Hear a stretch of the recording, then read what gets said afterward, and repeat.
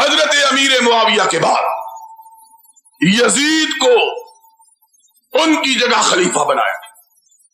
اب یہاں رک کے یہ بات بھی سمجھ لو. یار کہتے ہیں یہ بڑا ظلم ہوا ہے. کیا ظلم ہوا ہے؟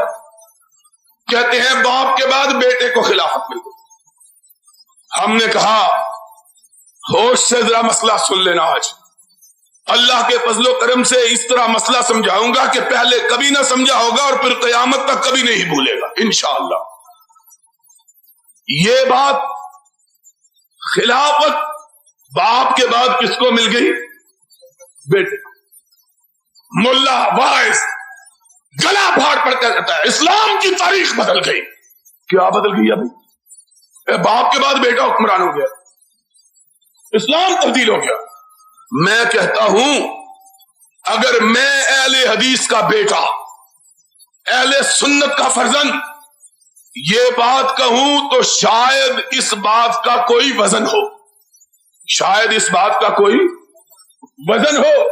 اس لیے کہ ہمارے نزدیک باپ کے بعد بیٹا خلافت کا حقدار نہیں ہوتا. باپ کے بعد بیٹا خلافت کا حقدار. ہمارے نزدیک امامت وراثت کی چیز نہیں ہے.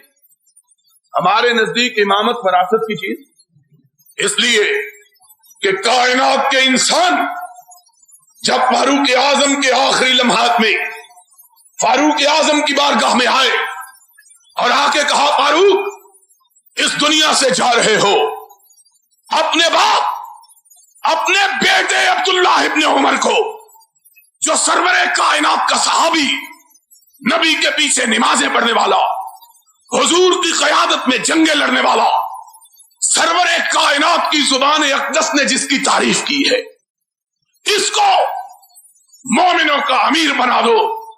تو فاروق نے آنکھ اٹھا کے جواب دیا نہیں نہیں, میں قیامت کے دن اپنے رب سے یہ نہیں سننا چاہتا کہ میرا رب جب مجھ سے پوچھے کہ عمر امت کی بھاگ دوڑ کس کو دے کے آیا تھا, تو میں یہ نہیں سننا چاہتا کہ جواب میں یہ کہا جائے کہ اپنے بیٹے کو دے کے آیا تھا.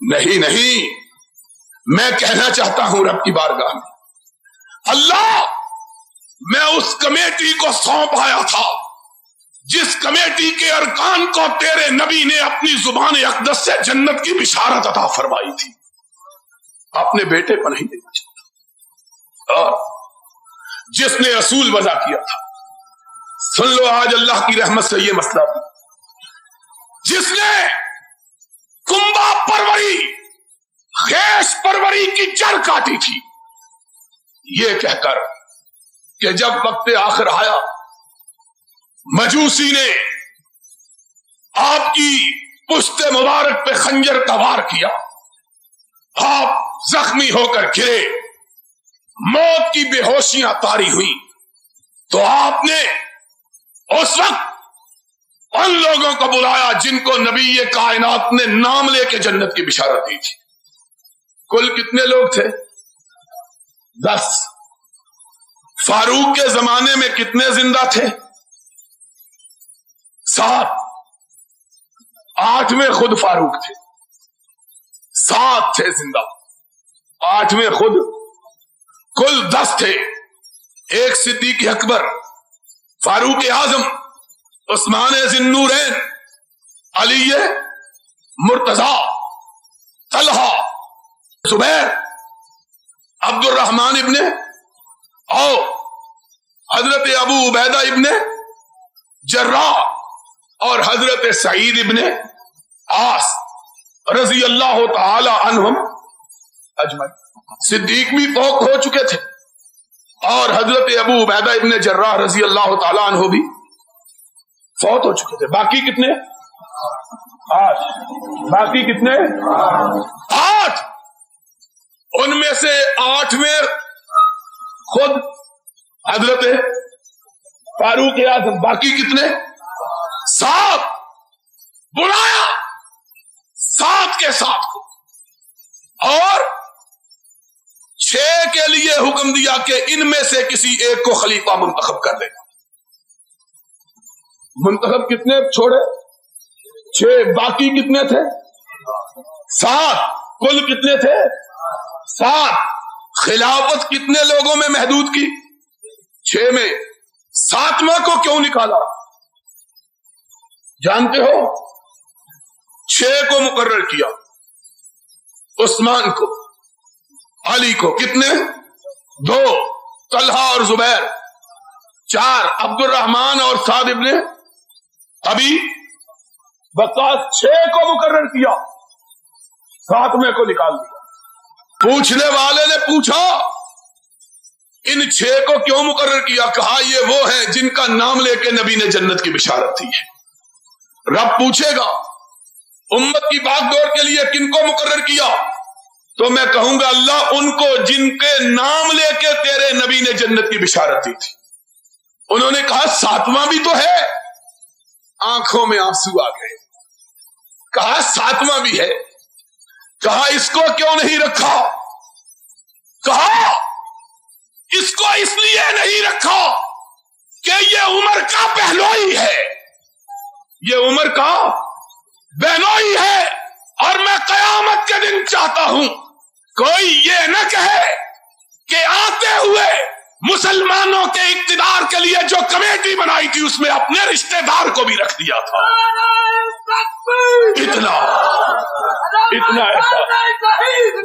اتنا احساس کہ اپنے رشتہ دار کو نبی کی زبان اقدس سے جنت کی بشارت پانے کے باوجود خلافت کمیٹی میں رکھنا گوارا. ان کو کہتے ہیں خلافت اپنے کنبوں کو دے گی. کس کنبے کو دے گی؟ یہ ہمارے نزدیک تو قابل اعتراض ہو تو ہو. تمہیں کیا ہے کہ باپ کے بعد بیٹا؟ ان کو یہ بات کہنے کا کیا حق ہے جن کے مذہب کی بنیاد ہی اس بات پر ہے کہ باپ کے بعد بیٹا، بیٹے کے بعد پوتا، پوتے کے بعد پڑپوتا، پڑپوتے کے بعد اس کا بیٹا، اس کے بعد اس کا بیٹا، اس کے بعد اس کا بیٹا، اور جن کی امامت چلتی ہی نسل میں ہے ان کو معاویہ پہ اعتراض کا حق کہاں سے مل گیا ہے؟ جن کے مذہب کی بنیاد وراثت پر ہے وہ اعتراض کیوں کرتے؟ ان کو کیا حق ہے اعتراض؟ اور مسئلہ سمجھ آیا کہ نہیں آیا؟ جن کے مذہب کی بنیاد ہی نسل پرستی پر ہے، جن کے مذہب کی بنیاد ہی وراثت پہ ہے، وہ امیر معاویہ پر. اور اگر امیر معاویہ کے بعد انہوں نے اپنے بیٹے یزید کو خلافت دے کر کسی غلطی کا ارتکاب کیا تھا تو میں تم سے یہ پوچھتا ہوں، ہم سے نہ پوچھو، تم سے یہ پوچھتا ہوں کہ حضرت علی کے بعد پھر ان کے بیٹے حضرت حسن کو کیسے خلیفہ بنایا گیا؟ اگر یہ بات غلط تھی تو اس کا ارتکاب معاویہ سے 20 برس پہلے حضرت علی نے کیا رضی اللہ تعالی. امیر معاویہ نے اپنے بیٹے یزید کو سن 60 میں اپنا ولی عہد نامزد کیا اور حضرت حسن کو حضرت علی نے سن 40 میں 20 سال پہلے. اگر یہ بات قابل اعتراض تو یہ عجیب بات ہے کہ کسی شاعر نے شاید اسی لیے کہا ہے ای گناہ ہے اس کے در شہر شما نیز گناہ. تمہاری بستی میں ہو تو وہ ثواب اور ہماری بستی میں ہو تو گناہ. معیار ایک ہی رکھو، ہمارے لیے بھی وہی پیمانہ اور اپنے لیے بھی وہی پیمانہ. ہم کرتے ہیں اعتراض اس لیے کہ ہمارے نزدیک باپ کے بعد بیٹا خلافت اور امامت کا وارث ہو سکتا، تم کو کیا حق ہے؟